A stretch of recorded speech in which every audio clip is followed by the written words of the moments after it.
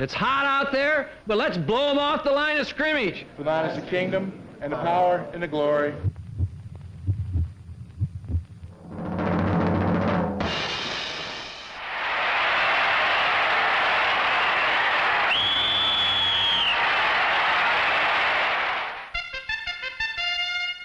Sellout crowds once filled Baltimore's Memorial Stadium to witness a football legend named Unitas.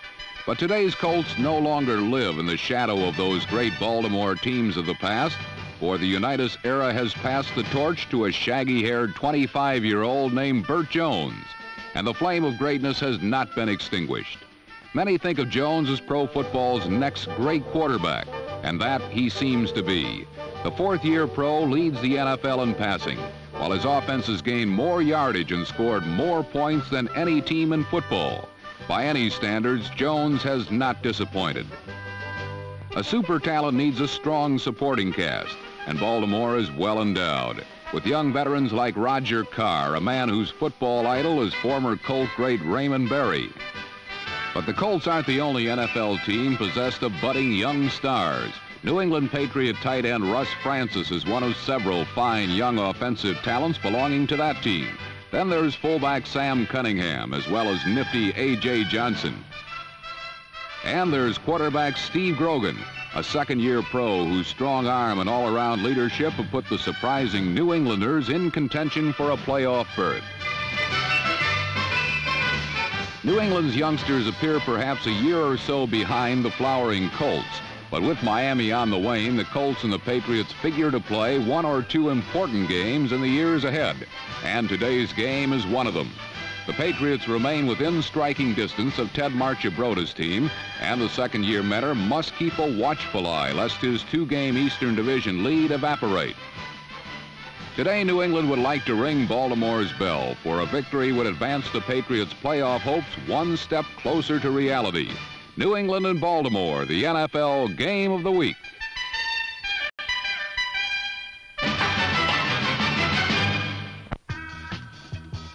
Baltimore's offensive arsenal includes the AFC's leading rusher in Lydell Mitchell, a workhorse halfback whose versatility makes him an integral component in Baltimore's multifaceted attack.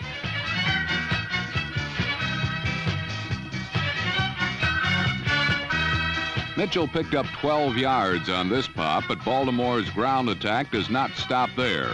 At 6'3" and 212 pounds, Burt Jones carries the bulk of many NFL running backs, and he doesn't hesitate to carry the ball. On Baltimore's first possession, Jones and Mitchell move the ball to New England's 22. The rest belong to speedster Roger Carr. Carr averages slightly more than 1.7 miles per reception. The Jones-to-Carr connection has become one of football's deadliest. Against New England, it accounted for the game's first points. But the Patriot offense would not be outdone. On their next possession, Steve Grogan initiated his methodical assault.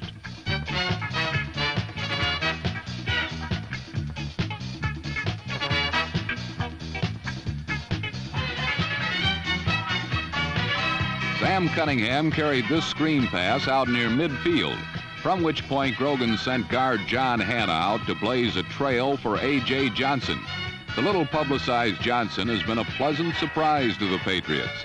In the first half, he averaged 5 yards every time he touched the ball, both as a runner and as a receiver.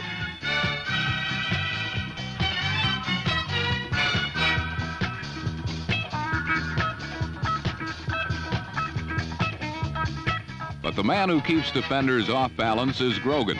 For a big man, Grogan is highly mobile, and his extemporaneous style forces defenses to commit, opening up other possibilities.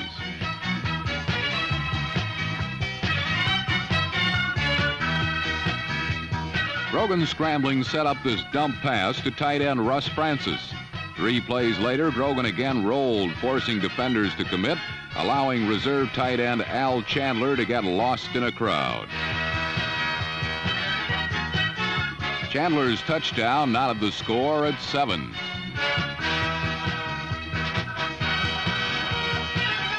The score also inspired the defenders of patriotism, who closed out period one with muskets smoking.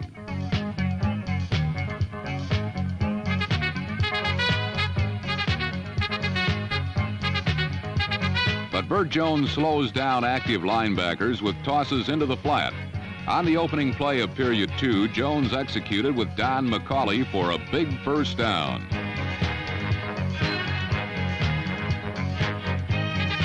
With an assortment of offensive threats at his disposal, Burt Jones can overlook Roger Carr for a series or perhaps an entire quarter, just long enough for secondaries to become lackadaisical. Then Jones pushes the Carr touchdown button.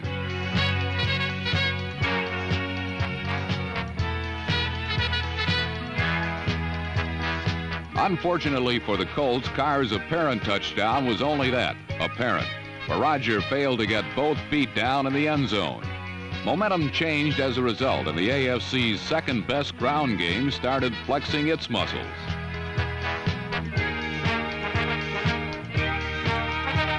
Number 44 is reserve running back Don Calhoun. Subbing for an injured Sam Cunningham, Calhoun reeled off 84 first-half yards, including the longest run of the day.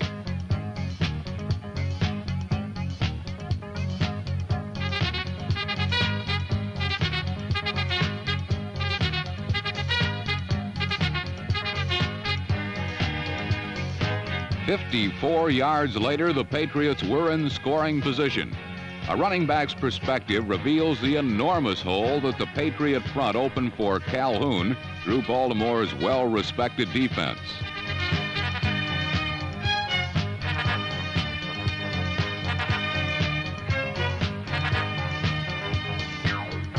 Dedicated line blocking provides the key to a ground game success. Leon Gray, John Hanna, and the rest of New England's much improved offensive wall have been earning large measures of respect, and rightly so. Brogan's keeper put New England back in the lead.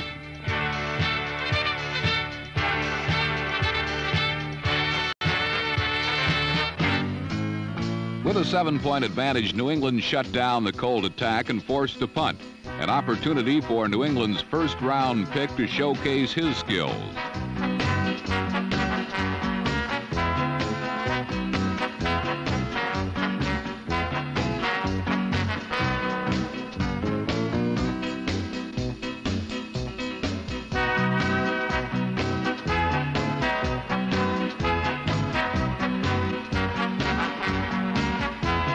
This was not rookie cornerback Mike Haynes' first punt return for a touchdown this season.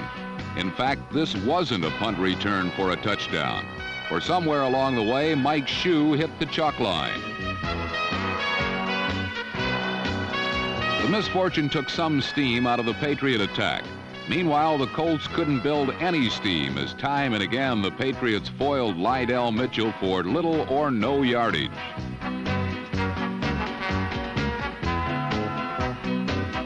But by now, the Patriots secondary once again had forgotten all about Roger Carr.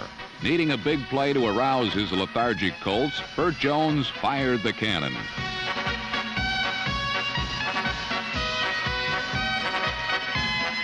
Nothing fancy about this play. Carr's speed simply left Mike Haynes wishing he'd taken up some other line of work.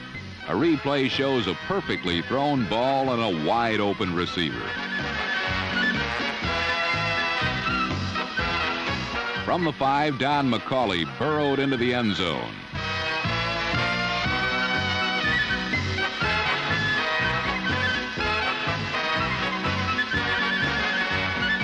For McCauley, his 10th touchdown of the season. And though Mike Haynes disagreed, the score once again stood tied. But the following kickoff served notice that the half was far from over.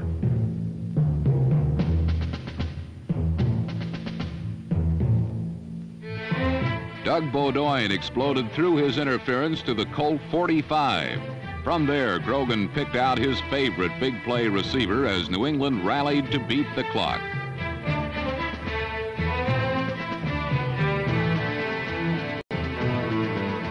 Russ Francis pulled a muscle on this play, but the 33 yards he covered set up the go-ahead and eventual winning touchdown. A replay shows that Grogan sent number 82, Steve Burks, deep to clear that side of the field. Grogan then threw underneath coverage to a wide-open Francis, who carried inside the Colt 10.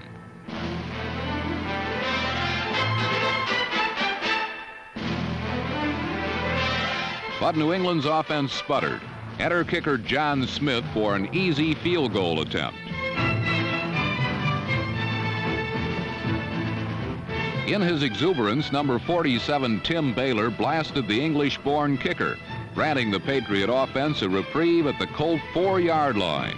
Here again, Grogan's maneuverability proved the difference as New England recaptured the lead.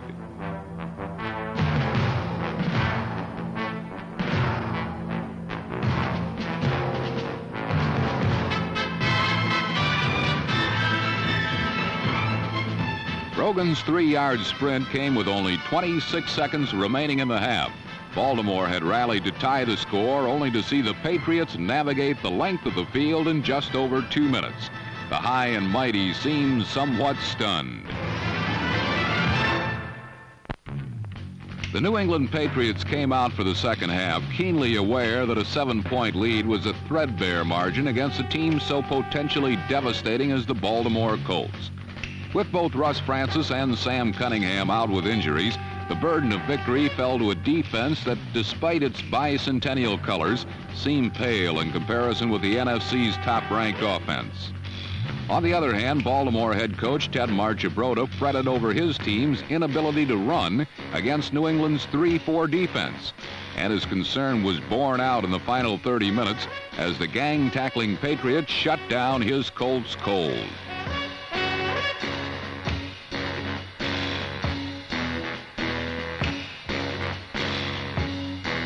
You are supposed to be able to beat the 3-4 up the middle, but it was here that New England was toughest, as every yard Baltimore gained came more grudging than the last. New England's offense, on the other hand, was content to sit on the ball, bide its time, wait for a break, and eat up the clock. This strategy on the surface did not appear sound in light of Baltimore's capacity to deny points and score them very quickly.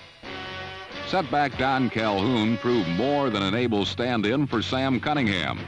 Number 44 was a valued outlet receiver, and in addition picked up 141 yards rushing. Quarterback Steve Grogan passed sparingly and achieved modest results. Grogan refused to succumb to the temptation of throwing the bomb, and with a game plan watered down to the basics, his offense drowned and failed to score a point in the second half. Amazingly, the failure of New England to generate a touchdown, or at the very least a field goal, did not hurt them. Without Cunningham or Francis, the Patriot offense retreated into a shell. Like an armadillo, they couldn't be hurt or harm anyone else. What this strategy did was place an enormous responsibility on the defense. Critics have called the 3-4 a dog defense. But as Chuck Fairbanks said, our guys have finally learned the difference between come here and sick 'em. What New England did do was hound Roger Carr, number 81, and Glenn Doughty, number 35, the Colts' game-breaking wide receivers. They were so effectively taken out of the offense that Burt Jones became a mirror for Colt frustration.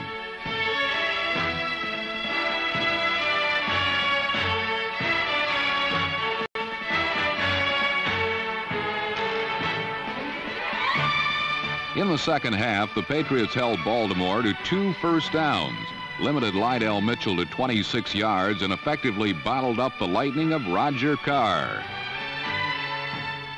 Carr came into the game with an astounding 27 yards per catch, a figure that would turn any cornerback's head. Most of the day, number 81 went head-to-head with rookie Mike Haynes from Arizona State. Haynes, number 40, was the Patriots' first draft choice, and their trust in his abilities was reflected by the blanket he placed on the skills of Roger Carr.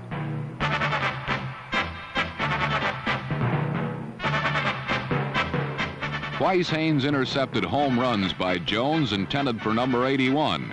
Both times Carr appeared to have outrun the secondary, but both times the long-legged cornerback outran the ball and ran the Patriots out of deep trouble.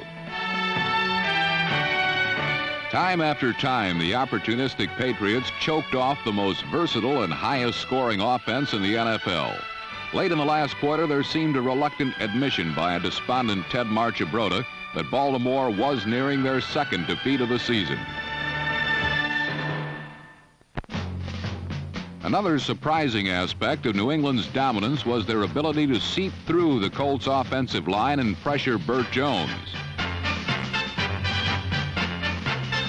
New England, never noted for their pass rush, employed the seldom used talents of reserve linebacker Pete Barnes, number 59.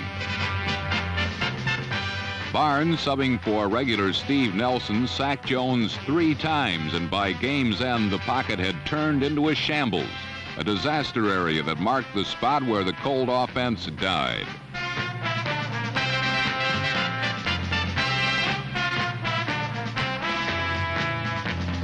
The Patriots and Colts played a scoreless tie in the final 30 minutes, and New England won a crucial 21-14 victory.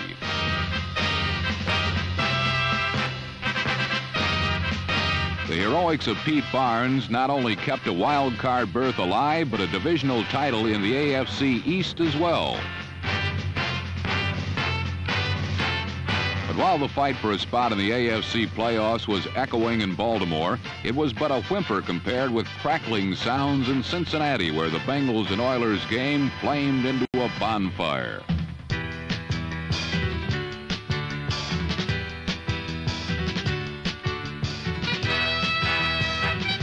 Playoff dreams once cherished by Houston seem solely dependent on the ability of their defense to harness quarterback Ken Anderson. Their defense is usually their best offense, for of late the Oiler attack has not overwhelmed anyone.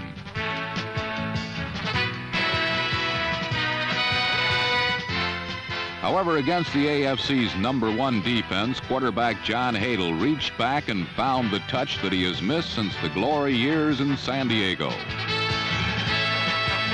2 field goals and a not-so-sure-handed touchdown by Billy Johnson, number 84, gave Houston a surprising 13-0 lead.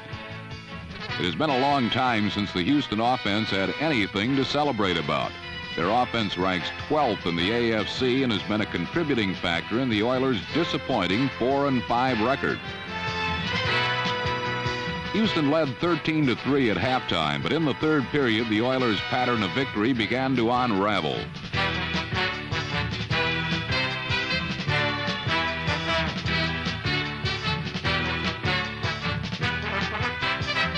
Number 57, Reggie Williams, a rookie linebacker from Dartmouth, has become a big play defender and the spirit of the Bengals defense.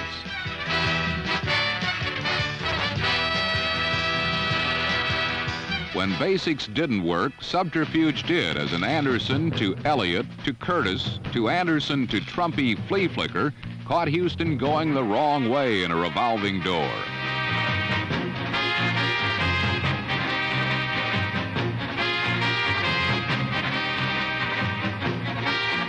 Trumpy's touchdown was the first dent in Houston's heretofore unyielding defense. It was not the last, as Anderson caught Isaac Curtis in a seam and away he flew.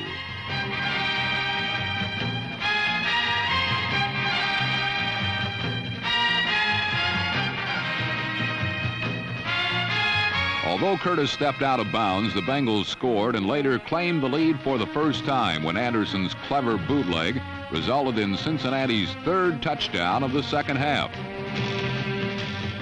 The Bengals' surge in the second half seemed to be an instant replay of their Monday night game with the Rams when they owned the final 30 minutes. Trailing 24-20 in the fourth period, the resilient Oilers rallied back into the lead when Hadl feathered a pass to set back Ronnie Coleman.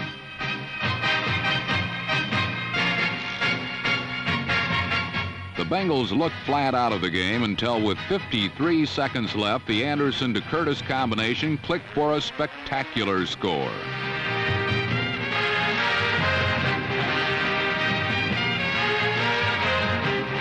The combination of Anderson's deft touch and Curtis' wind-whistling speed dramatically reversed the fate of this game and probably canceled the faint playoff hopes of the Houston Oilers. The 31-27 victory kept the euphoric Bengals 2 games ahead of their closest pursuers in AFC Central.